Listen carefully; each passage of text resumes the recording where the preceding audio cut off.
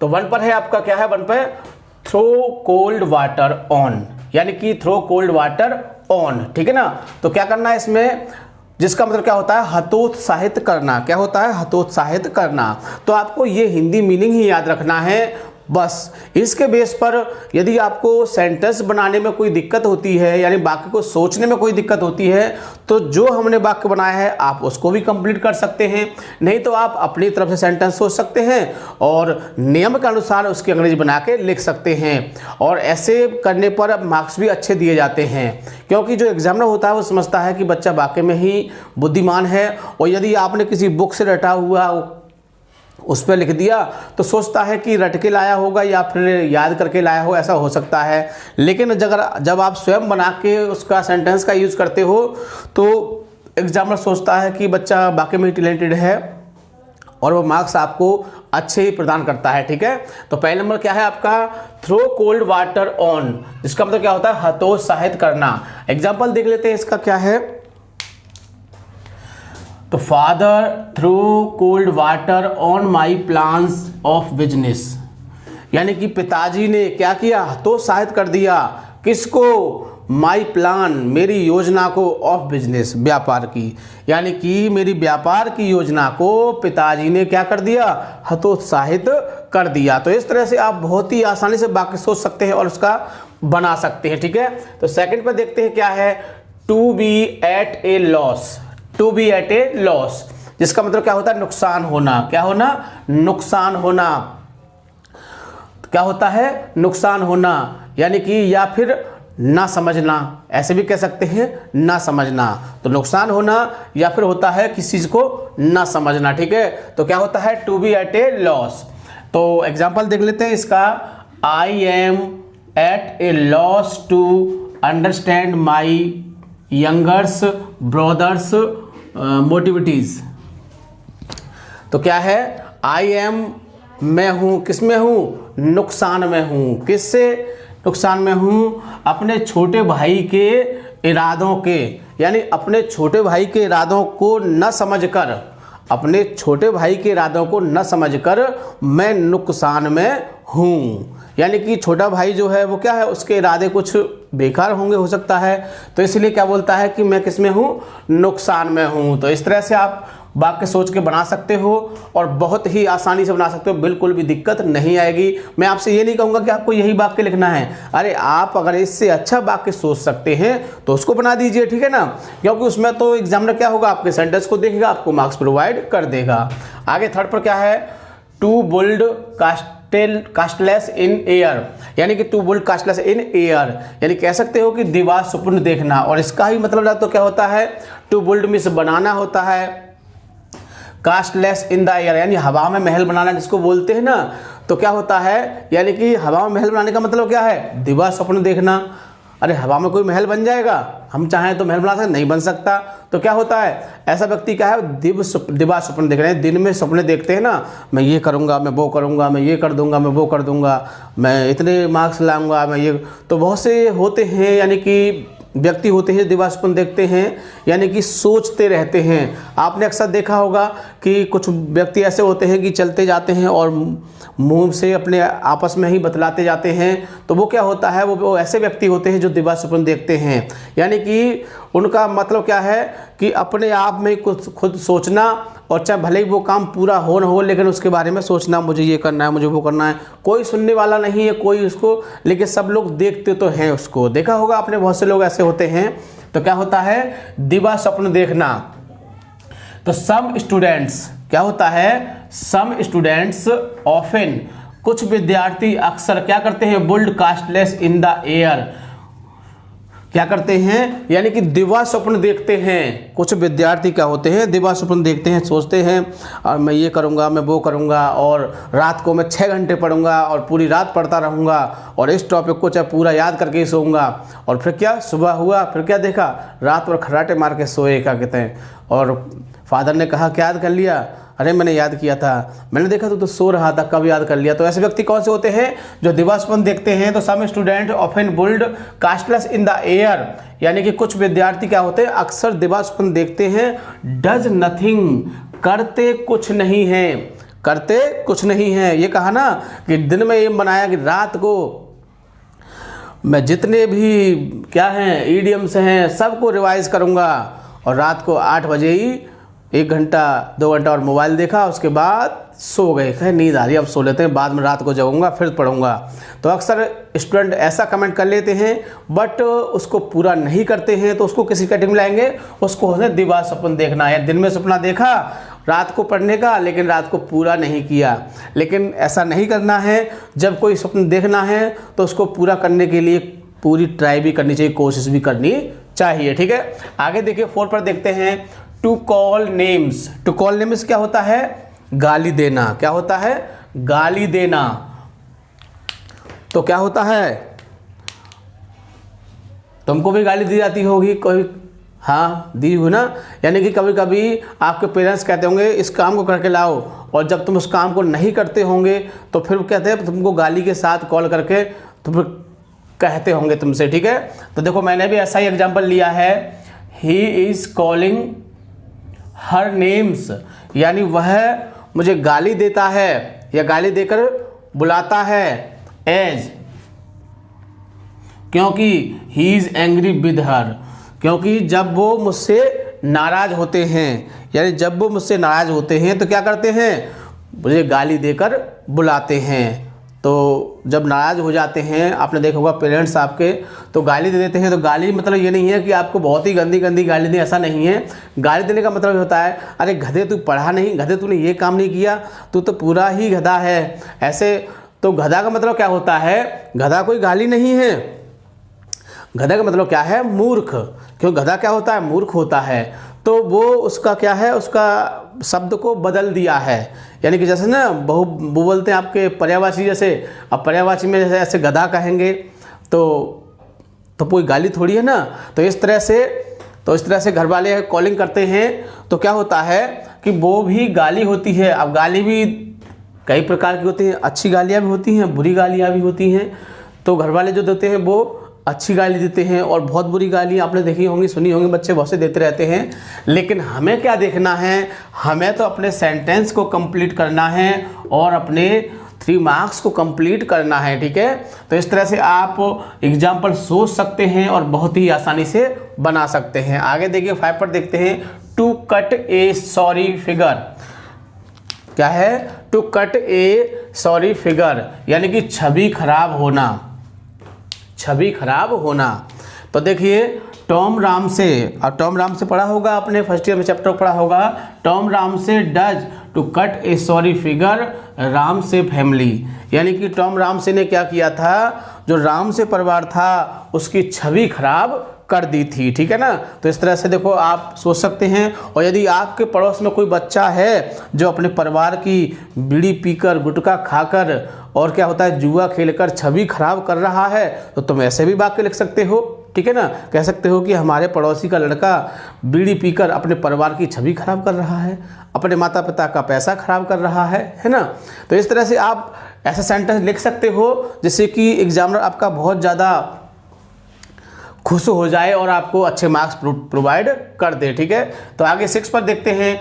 To end in smoke. क्या होता है? निष्फल। क्या होता है? निष्फल। टू एंड इन स्मोक क्या होता है? निष्फल, यानी कि ड्यू टू लेजीनेस। किसके कारण? आलस के कारण। किसके कारण? आलस के कारण। All his plans ended in smoke, यानी कि आलस के कारण उसकी सभी योजनाएं क्या हो गई? निष्फल हो गई। कैसी हो गई? निष्फल हो गई। किसके कारण? आलस के कारण। तो कहा जाता है कि आलस जो है वो विद्यार्थी का सबसे बड़ा दुश्मन होता है। क्या होता है? दुश्मन।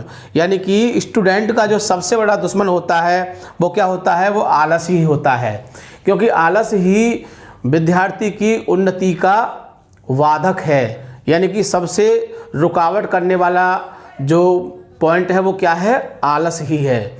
यदि स्टूडेंट के लिए आलस ना हो तो वो कुछ भी कर सकता है, यानी कि जो जीवन में उसने सोच लिया है वो उस चीज़ को पूरा कर सकता है। और आलस व्यक्ति का यानी स्टूडेंट का ही नहीं, हर एक जो काम करता है व्यक्ति, उसका भी क्या है, उसका भी दुश्मन है देखा जाए तो, ठीक है। लेकिन स्टूडेंट का सबसे ज़्यादा है, क्योंकि जब स्टूडेंट लाइफ में ही कुछ नहीं करेगा कोई, तो फिर आगे जाके क्या कर लेगा भाई। मेन पॉइंट तो स्टूडेंट का क्या होता है कि अच्छी तरह से वो स्टडी करके और अच्छे मुकाम पर पहुँचे, यही तो होता है। तो इस तरह से उसका जो रुकावट का कारण होता है वो लेजीनेस होता है, इसलिए आपको इस लेजीनेस को अपने पास बिल्कुल भी नहीं आने देना है, ठीक है ना। आगे देखिए 7 पर क्या है, to fish in troubled waters. To fish in troubled water यानी कि दूसरों की परेशानी से में लाभ उठाना, दूसरों की परेशानी में लाभ उठाना। तो ऐसे भी व्यक्ति होते हैं जो दूसरों की परेशानी में लाभ उठाते हैं, कहते हैं ना कि अब ये परेशान है तो अब बड़ा आनंद आएगा, क्योंकि अब इसको बड़ी परेशानी होगी, ठीक है ना। तो ऐसा सोचते हैं जो दूसरों की परेशानी में लाभ उठाते हैं। मतलब कि जैसे कि आपने देखा होगा, इसमें कोरोना काल चल रहा था, तो जो दुकानदार थे उन्होंने बहुत ज़्यादा लाभ उठाया लोगों से, हैं, उठाया सामान, कोई चीज़ 2 रुपये किलो आता है उसको 5 रुपये किलो कर दिया, जो 10 आता है उसको 15 रुपये किलो कर दिया। और देखो मैंने तो अपने आस पड़ोस में देखा कि जो लोग गुटखा बीड़ी वाले होते हैं उनके रेट तो डबल से भी ज़्यादा कर दिए थे, क्योंकि आपस में लोग चर्चा करते रहते आते कि यार बंडल 5 रुपये का आता था और 20 रुपये के दे रहे हैं, गुटखा 5 रुपये का आता था 15 रुपये का दे रहे हैं। तो इस तरह से क्या होता है कि कुछ लोग किससे, दूसरों की परेशानी में क्या करते हैं, उनसे लाभ उठाते हैं, बट ऐसा नहीं करना चाहिए, ठीक है। तो इसका भी ऐसा ही सेम कौन करता है, ऐसा ही पाकिस्तान करता है, पाकिस्तान करता है ना। जैसे कि कश्मीर में आतंकवादी आ गए और उससे वो लाभ उठा लेता है। तो हमने देखो ऐसा ही एग्जाम्पल लिया है और देख लेते हैं।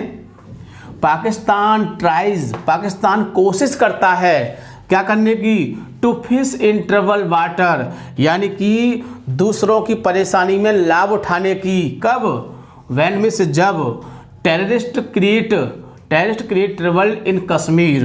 कब, जब आतंकवादी कश्मीर में क्या करते हैं, परेशानी उत्पन्न करते हैं।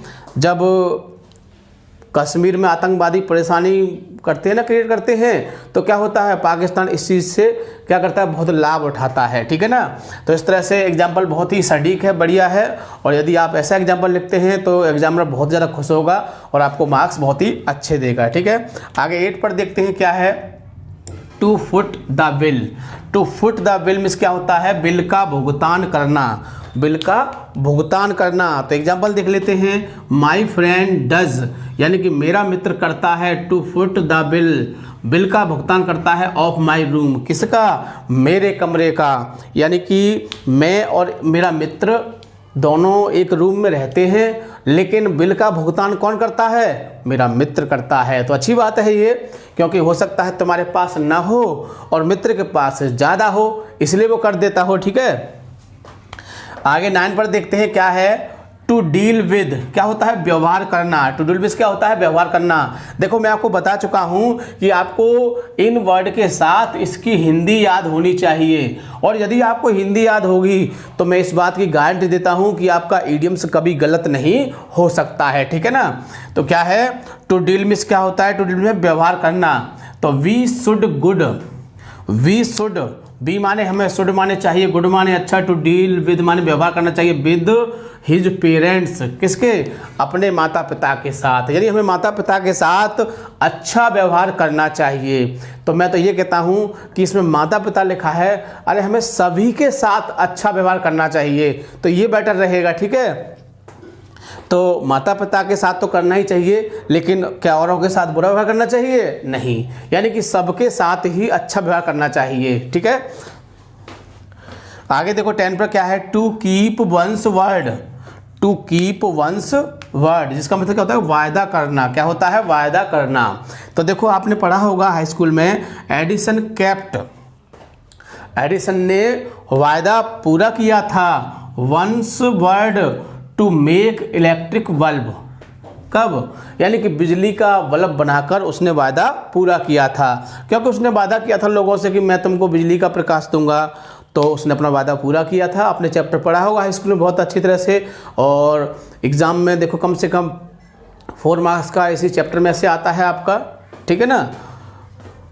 आगे देखिए 11 पर देखते हैं क्या है, टू लुक फॉरवर्ड यानी भविष्य की ओर देखना, टू लुक फॉरवर्ड भविष्य की ओर देखना। तो I am looking forward my holidays, यानी कि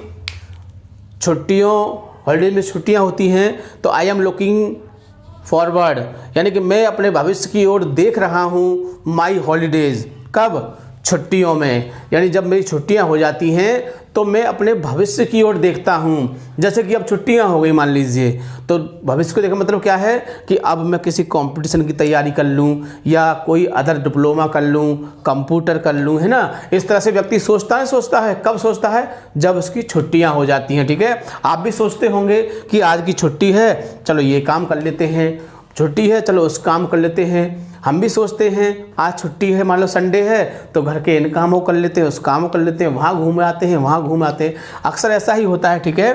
तो टू लुक फॉरवर्ड क्या होता है? भविष्य की ओर देखना। अब तुम विद्यार्थी हो तो तुम अपने हिसाब से सोचोगे, और हम विद्यार्थी नहीं हैं तो हम अपने हिसाब से सोचेंगे, ठीक है ना। आगे लास्ट में देखते हैं, टू मेक अवे विद, साथ ले जाना। क्या होता है? To make away with means क्या होता है? साथ ले जाना। तो आपको इस अर्थ को बहुत ही अच्छी तरह से याद रखना है। ये तो आपको एग्जाम में दिया होगा, आपको इसको याद रखना है। यदि आपको ये याद होगा तो आप गारंटी से कह सकता हूं कि आप बहुत ही अच्छी तरह सेंटेंस बना सकते हैं और मार्क्स भी आपको मिलेंगे, ठीक है। तो he made away with all his wealth after his father's death, यानी कि क्या हुआ? साथ लेने में क्या होता है कि वह made away with all his wealth, वह अपने पूरे धन को साथ ले गया। कब ले गया? आफ्टर हिज फादर्स डेथ, अपने पिता की मृत्यु के बाद। यानी कि अपने पिता की मृत्यु के बाद वह अपना सारा धन अपने साथ ले गया। कौन ले गया? अरे जिसके फादर मरे थे, ठीक है ना। तो हमें क्या करना है? हमें तो सिर्फ सेंटेंस को बनाना है, और फिलहाल तो आपको अच्छे मार्क्स ही गेन करने हैं, ठीक है। तो क्या करोगे? आप इन्हें बहुत अच्छी तरह समझोगे, और जब एक बार मैंने समझ में आया तो दोबारा वीडियो को देखोगे, और फिर दोबारा में ना तो दोबारा भी देख सकते हो। ऐसा कोई बाउंडेशन नहीं कि नहीं 2 बार ही देखोगे, बट आपकी समझ में अच्छी तरह से आना चाहिए, ठीक है ना। और सबसे खास बात, वीडियो को लाइक शेयर करना नहीं भूलोगे, ताकि भी और भी विद्यार्थी इस चीज़ का फ़ायदा उठा सके, ठीक है। Thank you. जय हिंद, जय भारत।